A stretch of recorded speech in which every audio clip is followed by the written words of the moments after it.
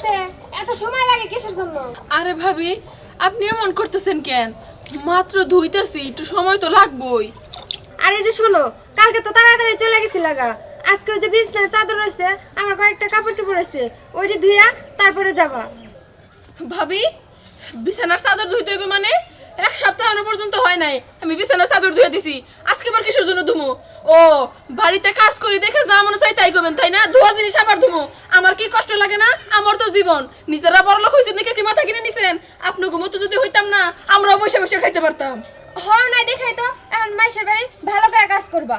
ভাবি মানুষের সাথে ভালো ব্যবহার করেন, বুঝতে পারছেন? আমার স্বামীরা যদি ভালো থাকতো না আপনার এই বাড়িতে আমি জীবনেও কাজ করতাম না। যে ব্যবহার আপনাদের।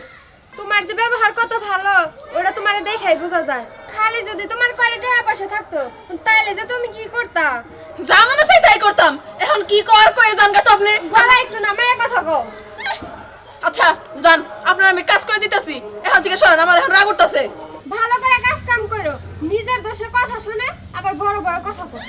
বড় বড় কথা কমো না কি কমো? হ্যাঁ এমনি ফ্রিতে ফ্রিতে টাকা দিয়ে দেন না, কাজ করে এই টাকা নেই, যত সব ঢং।